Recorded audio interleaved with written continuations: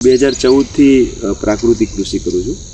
એટલે આમ તો મારા 12x12માં બધા ફ્રૂટ ક્રોપ છે. બરાબર. 35 થી 40 ટાઈપના અલગ અલગ ફ્રૂટ ક્રોપ છે. પણ એ ફ્રૂટ ક્રોપ મોટા થાય ત્યાં સુધી ઇન્ટરક્રોપિંગ લે છે. એટલે આ વખતે મેં આપની ફેસબુકમાં જોયું ફૂલે સીડ્સના જે ફ્લાવરિંગ બધા છે, એ તો એના મેં જોયા કે ભાઈ મારે આ વાવવું છે.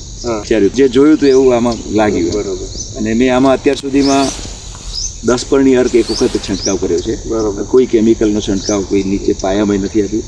અને અમે 2014થી કંઈ આપતા જ નથી. આમાં એક સાથે બધા ઝુંડમાં જે લાગે છે અને આમાં ફ્લાવરિંગ બહુ સરસ છે. જનરલી આ તુવેરનું પ્રોસેસ જ કરું છું અને આ એન્ડ યુઝર સુધી પહોંચાડું. દાળ બનાવવાનું, આમાંથી દાળ બનાવીશ અને એ દાળ જ વેચીશું અને આખી તુવેર વેચીશું પેકિંગ કરીને અને દાળ વેચીશું. નમસ્કાર ખેડૂત મિત્રો, આપણે એક ફૂલે પુષ્પાના એવા ફિલ્ડમાં આવ્યા છીએ જે ભાઈ છે વર્ષોથી પ્રાકૃતિક ખેતી કરે છે. તમને એમ થતું હોય છે કે આ બધું તુવેરના છોડ ઓછા અને ફળ ફ્રૂટના વધારે છે. સૌપ્રથમ તો પહેલાં તમારો પરિચય આપજો. મારું નામ દીક્ષિત પટેલ છે. ફિલ્ડ છે એ સગરામપુરા કંપા, ખેડબ્રહ્મા તાલુકા અને સાબરકાંઠા જિલ્લામાં છે. 2014થી પ્રાકૃતિક કૃષિ કરું છું. એટલે આમ તો મારા 12x12માં બધા ફ્રૂટ ક્રોપ છે. બરાબર. 35 થી 40 ટાઈપના અલગ અલગ ફ્રૂટ ક્રોપ છે. પણ એ ફ્રૂટ ક્રોપ મોટા થાય ત્યાં સુધી ઇન્ટરક્રોપિંગ લે છે. એટલે આ વખતે મેં વિચાર્યું હતું આપની ફેસબુકમાં જોયું ફૂલે સીડ્સના જે ફ્લાવરિંગ બધા છે, એ તો એના મેં જોયા કે ભાઈ મારે આ વાવવું છે. મેં આપની ઓફિસ સંપર્ક કરીને આ બિયારણ અહીંયા ડીલર પાસેથી મેળવ્યું. બરાબર. અને ફ્લાવરિંગ આવ્યું ત્યારથી અમે ખુશ થયા કે ચલો સરસ. બરાબર. એટલે વિડીયો જોયો તો એવું થયું ખરા? એક્ઝેક્ટલી એવું જે જોયું હતું એવું આમાં લાગ્યું. બરાબર. અને મેં આમાં અત્યાર સુધીમાં 10 પરણી અર્ક એક વખત છંટકાવ કર્યો છે. બરાબર. કોઈ કેમિકલનો છંટકાવ કોઈ નીચે પાયામાં નથી આપ્યું. અને અમે 2014થી કંઈ આપતા જ નથી. બરાબર. પણ આમાં કોઈક જ જગ્યાએ સામાન્ય કંઈ ઈયળ દેખાય, બાકી ક્યાંય મને ઈયળ પણ દેખાતી નથી. બહુ સરસ આખું પરિણામ છે. અને માનો કે આ વિસ્તારમાં બીજી અલગ અલગ ઘણી તુવેર થતી છે, તમારે ત્યાંય પણ એક બે બીજા છોડ છે, તો એ પ્રમાણે ફૂલે પુષ્પાનું તમને શું ખાસિયત સારી લાગી? આમાં એક સાથે બધા ઝુંડમાં જે લાગે છે અને આમાં ફ્લાવરિંગ બહુ સરસ છે. ઝુમખામાં લાગે છે. અને હું પેલા આણંદ યુનિવર્સિટીથી અનુભવ સીડ્સનું પણ લાવ્યો હતો. ગયા વર્ષે મેં વાવ્યા હતા.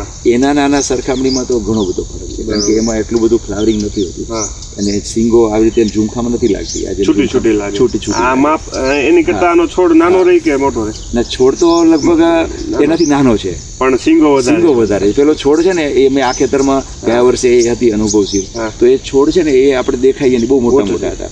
પણ આ છોડની હાઈટ ઓછી છે અને ફ્લાવરિંગ વધારે. પેલા અમારા ફાધર ને લોકો લાલ તુવેર હતી ને ICPL, એનું બિયારણ કરતા હતા, તો એમાં આટલું બધું ફ્લાવરિંગ નતા જોયું. ડાળીઓ વધારે લાગી. એટલે જે છે ને આમાં તમે જુઓ કે આમ સ્ટેપ છે ને નીચેથી આમ સ્ટેપ બહુ વધારે છે. એટલે એ આમ જનરલી મને એવું લાગતું હતું કે આપણે પેલું કાપવું પડશે એમ, પણ એ કર્યા વગર થયું છે એમ. ઉપરથી ટોચ કાપી નાખીએ તો સ્ટેપ પડે છે ને એ સ્ટેપ ઘણા પડ્યા છે. આમ તો જોઈએ તો મુખ્ય થડમાંથી પ્રાથમિક શાખાઓ પડે, પ્રાથમિકમાંથી દ્વિતીય, તૃતીય અને ચતુર્થ શાખાઓ સુધી છે. અને એમાં પછી આ ઝુમખામાં ફાળ લાગેલો છે. અને આમાં તમારે તુવેર આગળ પાછળ છે, એનું કારણ શું? તમે એમાં શું છે કે ચોમાસામાં આ વખતે આપ જાણો છો વરસાદ સતત ચાલુ રહ્યો, એટલે તુવેરનું બિયારણ ક્યારેક મૂક્યું, વધારે વરસાદ પડ્યો તો ક્યારેક કોઈ ના ઉગ્યું, એવું પણ થયું. અને પછી શું થયું કે જેમ જેમ ખાલા પડે એમ પણ આગળ પાછળ વાયા છે. અને બીજું મારે જેમ જેમ તૈયારી થઈ એમ સમજો કે આ ચાસ તૈયાર થઈ ગયો, મલ્ચિંગ થઈ ગયું, તો એમાં મેં મૂક્યા, એ રીતે કર્યું હતું. એટલે મારે તો હું શું છે કે જનરલી આ તુવેરનું પ્રોસેસ જ કરું છું અને આ એન્ડ યુઝર સુધી પહોંચાડું. દાળ બનાવવાનું, આમાંથી દાળ બનાવીશ અને એ દાળ જ વેચીશું અને આખી તુવેર વેચીશું પેકિંગ કરીને અને દાળ વેચીશું. એટલે જેમ જેમ તૈયાર થશે એમ કાપીશું અને પ્રોસેસ કરીને કરશું. એટલે મારે 3 સ્ટેજમાં મને ખ્યાલ છે કે 3 સ્ટેપમાં કાપવું પડશે. 3 સ્ટેજ થઈ ગયા છે. બરાબર. અને બીજું કે ભાઈ પ્રોસેસિંગ કરવાના છે, દાળ બનાવવાના છે, તો એની એક ખાસિયત જણાવજો. આની દાળ છે એ ખાવામાં ખૂબ સારી સ્વાદે થશે. આમ જોઈએ તો આપણે જે કહેવાય ને દાણામાંથી દાળ બનાવીએ ત્યારે ફોતરા નીકળે, તો આમાંથી ફોતરા નીકળવાનું પ્રમાણ ખૂબ ઓછું છે. એટલે કે આપણે દાળ વધારે ભાગમાં આવે એટલે પ્રોફિટ વધારે થાય, લોસ ઓછો થાય. તો જો તમે પણ આ તમારા વિસ્તારમાં તુવેર વાવતા હોય અને એક સારી વેરાયટી ગોતી રહ્યા હોય, સારી વેરાયટી ના મળતી હોય, તો તમે અમારો સંપર્ક કરી ફૂલે પુષ્પા ફૂલે 144 નંબર જે વેરાયટી છે એ વાવી વધુ ઉત્પાદન લઈ અને વધુ પૈસા કમાઈ શકો છો. ધન્યવાદ. નજીકના ડીલરનું સરનામું અને કોન્ટેક્ટ નંબર મેળવવા માટે નીચે આપેલા નંબર પર સંપર્ક કરો. ધન્યવાદ.